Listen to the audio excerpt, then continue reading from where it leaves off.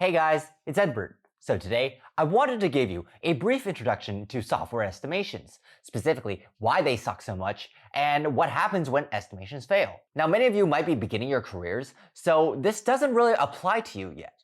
You're mostly focused on delivering small features or products. This only really begins to come into play when you start taking ownership of projects, whether they are self-directed or require leading a team of engineers. And what most people can agree to is that software estimations, well, they just plain suck. Estimates usually miss deadlines, not because software engineers suck at it, but because the overall industry treatment of estimation. The crux of the problem boils down to the complexity of custom software, and despite our best abilities to standardize everything, we still manage to come up short. So what I'll discuss today is a brief introduction to software estimations. I'll go over the nature of these estimates and how each side of the business views them and their competing interests. I'll also discuss how you, the engineer, can actually balance all these in order to prevent burnout or failure to deliver on time. I'll save how to actually do this for another video, since this gets vastly more complicated. So if you like this video, please like and subscribe and watch this until the very end. It lets me know that you like videos like this and you want to see more of them. And if you follow me on my socials, you can vote for what topic I cover next. So with that, let's begin. Now, software estimations are pretty much what their name implies, a guess on how long it takes to build a piece of software. But the question is why software engineering estimates are constantly terrible and often miss the mark. After all, we've been working at some of the most prestigious companies that should be filled with career engineers. So how the hell can people be so bad at estimating even after 10 to 15 years in the industry? Well, the analogy I like to make is that it's akin to building a house. All housing is going to have basic building blocks like frames, doors, a foundation, and so on. Of course, there are variations to these, such as whether or not the beams and pillars are load-bearing and how many floors are in the house. The city in which you build the house will also have certain zoning restrictions and procedural restrictions as well. All these affect your timeline for building the house. But for the most part, a house is going to be relatively predictable. For engineering though, your tools and parameters are going to differ every single time. One day you're working on a Docker deployment, the next day you're working on supporting developers by creating a remote execution environment. And even when you're in a consistent architecture or working on the same code base or working on the same tech platform, there are other factors that will influence your estimations as well. Changing requirements, scope creep, teams you're relying on changing their own code even. And while saying all this, I haven't even gotten to the biggest variable at the table, who you're writing code for. That person is going to be changing their minds all the time and think it's never too late to get a new change in. Because depending on who's writing your check, there will be a number of misunderstandings on both sides. What terminology is used, how things are assumed and calculated, and what is the most important and what is not. For instance, if I was building software to calculate mortgages, I might only consider the principal plus interest. But if it's a real estate agent who is requesting the software, he might expect me to put in property taxes, whether taxes are escrowed, interest on an impounded account, HOA fees, and a bunch of other variables that the software engineer does not typically know or encounter on a regular basis. It might completely slip his mind. It's like if in the middle of building a house, all your hammers became screwdrivers, all your wood became bricks, and the client decided that they wanted a second story and a third story built on top of plans for a one-story house. And you are already halfway done with building. The takeaway from all this is that you have to juggle a lot of variables that are less than predictable in order to come out with a schedule that everyone can be happy with and that you can commit to. You're more or less approximating your effort based on what has been done before and then hoping that none of the tiny differences between the projects will ripple outwards and cause major timeline problems. Now, you might be thinking that the answer is simple, right? Give the engineer full power and he will deliver to you the project that you want, and this will avoid all the complications. Well, not exactly. Firstly, it's human nature to take the most time allotted. If you give someone 2 months to clean up their room, they're going to take the 2 full months. If you give someone a year to build a project, they're going to take the full year and then do 80% of it in the last 2 months. So a timeline is important to keep the work going. This is very important in companies where you need to justify employing a full workforce and their annual salary. So you need to keep them busy and fill up the timeline. Not to mention, what if last minute changes come up? What then? Well, the time you allocated as backup time, you burned it up front because you were being extra slow with steps that could have otherwise been done without the extra caution. Secondly, there are many parties to the transaction and each one has a say. There's the engineer, you, who's being paid to write the code. And then there's business development, product managers, customers, and so on the other side of the table, who are creating the product and paying your salary. But for the sake of simplicity, let's group them together under business. On the business side of things, they are mostly concerned with the dollar amount and the bottom line.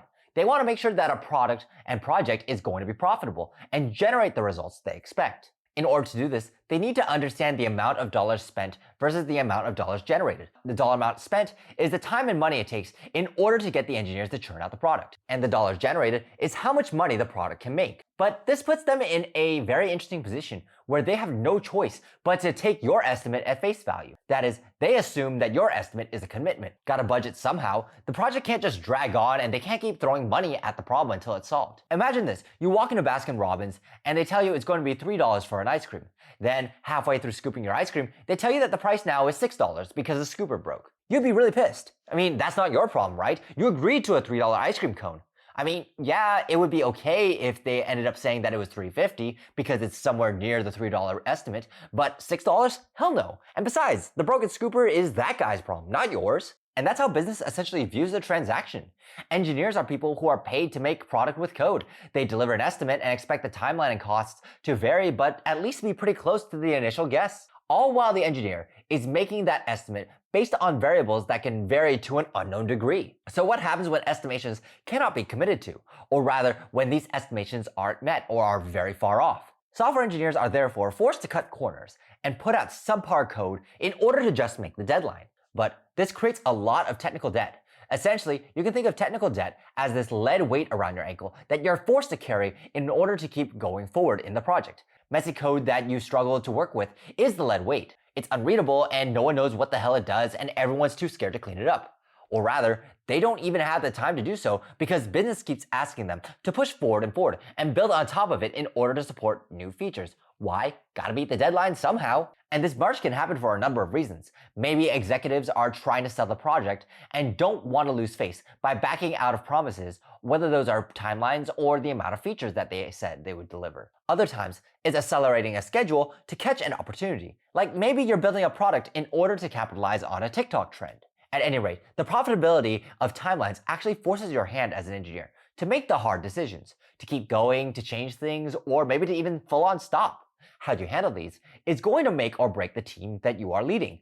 Because there's another factor that you haven't considered, the team that you are managing, or rather, how likely they are to burn out. You might view yourself as an endless battery of energy, and you're willing to do whatever it takes in order to deliver quality code. And yeah, sure, that works up until a point. But anyone who has worked 20-hour days for 2 weeks straight will tell you that at some point, it just doesn't work. You just burn out. You'll begin to make shitty decisions and mistakes that cost you a couple hours of work, decisions that could have been avoided had you just had a few hours of sleep to think properly. These mistakes and setbacks drag down your team's velocity, kills team morale, and the mistakes you keep making will just keep piling on. But in the end, you gotta meet the deadlines and you're gonna keep chugging along in order to meet all the product expectations. And even though you might care about the quality of the product and deliverables, many of your teammates may not. They may think that the project will drag on forever and they hate writing shitty code. They haven't spent time with their family in 3 weeks because they're too busy spending all their time in the office. They're being asked to do the impossible and don't even know if the project will succeed. At some point, they're just gonna quit. And when they quit, you're a man down. Productivity doesn't maybe decrease, it definitely decreases because you don't have someone to write that extra bit of code. And you are even more at risk of not delivering. What's more is that if someone else sees someone else quit, then the rest are likely to follow. At that point, it's a game over scenario. You don't know who else is going to be dragged out of the team and quitting because the last guy quit. No one likes to be on a losing team. And I remember that this was a thing back in my first month of Apple Music. They were just releasing the first iteration of Apple Music, and the team was doing a full 6-week death march and working over the weekends. People were literally sleeping in their office and didn't have time to really onboard me.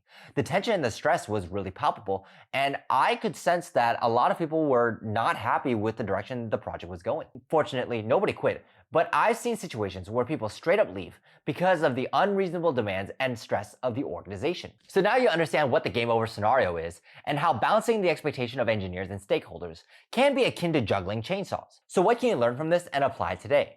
First, understand that engineers are not code monkeys who can crank out code like there's no tomorrow. They're craftsmen who have a stake in the product as well. If they tell you to slow down, you gotta slow the fuck down. because code is a liability, and you're not just building it, you're also going to have to maintain it when business inevitably comes and wants you to add on top of it. That lead weight that you've been ignoring, yeah, that's going to be dragging you down more and more, and it's going to be exponentially harder to get rid of it later on down the road. And it will get to a point where it will be so expensive to build on top of the existing software that no one will want to even sustain it. On the time side of things, while it's very easy to view yourself as Superman who can do everything, you should at least keep in mind that not everyone on your team can do what you do. They have other responsibilities and obligations and may not be able to put in the time that you can. You should avoid the burnout scenario and respect the fact that people are human, for better or worse. It's for that reason that I arrive at my second tip, that you are as much a businessman as you are an engineer. No matter what industry you are working in, you're always in the business of sales because you are always selling yourself. Not in like an OnlyFans way, but like, let me explain. As engineers, it's very easy for us to sell the results that we've accomplished to other engineers since those are measurable and understandable. But imagine selling it to a business guy who only cares about profitability and numbers. Your ability to rewrite an app from one language to another isn't going to mean much unless you can translate that into impact and dollar signs. Doing this allows you to identify and make the right arguments when it comes to negotiating timelines and features. Understand the priorities and understand what is really being asked of them, because the project is just a means to profitability. They may also not understand that it may be more efficient or possible to do other things. For instance, maybe they're asking for a full rewrite of a project when really they just want a reskin of an existing application. Maybe they're asking for a tablet version of an app when you can just reuse the existing mobile application and update the views to be tablet friendly. Understanding the most effective and pragmatic way of reaching an end target is your job as an engineer, but you should always keep in mind where the project is headed in terms of a business sense. And my third tip for you is that understand what you are not an expert in. Business is there to make sure that you focus on the right features that will deliver profit.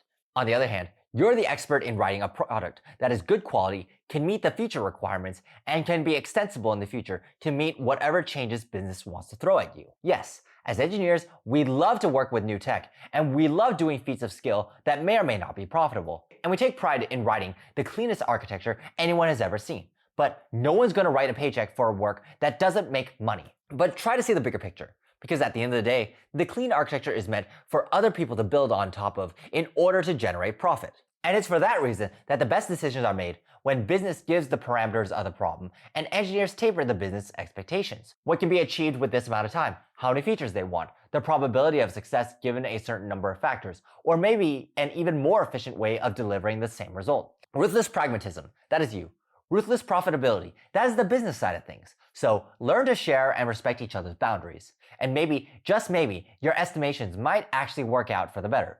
So, that'll do for me. Let me know what you think in the comments down below. Also, feel free to follow me on my socials where you can vote for what topic I cover next. And if you want to try and secure the next job offer, you can book me for interview or career coaching at echantech.com. If you like this video, please like and subscribe, and I'll see you all in the next one.